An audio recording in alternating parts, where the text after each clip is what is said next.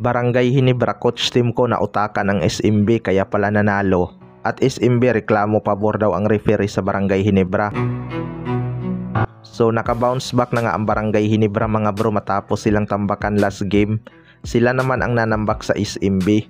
Kontrolado pa nga ng SMB ang buong first half dahil Barangay Hinebra ang naghahabol. Maaga ngang nagparamdam si Wami Chongson sa opensa mga bro. Pero sa kabila naman si Stephen Holt.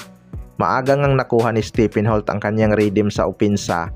Kaya kahit naghahabol ang Barangay Hinebra hindi nga ganun kalaki ang kanilang hinahabol. Pagdating ng second half dito na nagkaroon ng adjustment ang Barangay Hinebra mga bro. Nautakan nga ni coach team ko ng SMB. Dahil lamang ng 4 points ang SMB mga bro hindi nga pinag-start ni coach team ko si RJ Abarientos. Dahil aatakihin lang ito ng kanilang mga guard gaya sa first half. Nagkaroon nga ng chance ang Barangay Hinebra na mabaliktad ang laban mga bro. Simula nakuha ng Barangay Hinebra ang lead hindi na nga nakahabol pa ang SMB. Mas lumaki pa nga ang kanilang lamang noong binalik na si RJ Abarientos mga bro. Dahil nga malaki na ang kanilang lamang, lumalakas nga ang loob nitong si RJ Abarientos tumira ng malayo. Pero napakasulit talaga yung kanyang build out 4-point shot mga bro. Dahil sa 4-point shot na yun bumagsak na nga ang balikat ng SMB.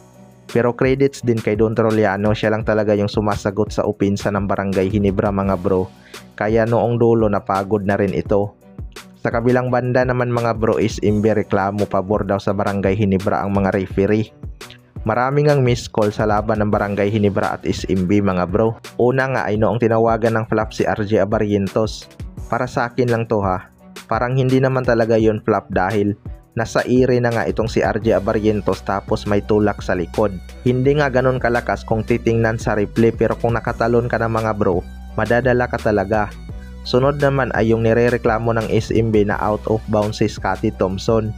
Ayaw ko naman maging bias mga bro pero parang out of bounds na talaga yon. Hindi nga lang ni-replay kaya hindi rin talaga ako 100% sigurado dito. Napaganda pa nga yun para kay Scotty Thompson. Sunod naman ay yung 4-point shot attempt ni Chris Ross.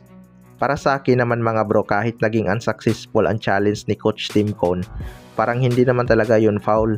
Nakataas nga lang ang kamay ni Nards Pinto at si Chris Ross pa ang nag-initiate ng foul. Pero parang may mali talaga sa officials mga bro. Same scenario lang naman yun kay Calvin Oftana pero bakit kay Calvin 3 free throw lang at kay Chris Ross naging 4 free throw? Parang hindi talaga consistent ang kanilang role sa 4-point line. May mga fans nga ang nagsasabi na isuspended na daw yung mga referee na mali-mali ang tawag para maturuan ng leksyon at ayusin ang kanilang trabaho. Hindi rin naman kasi madali maging referee mga bro kaya hindi rin natin sila masisisi kung may mga miss call silang naitatawag.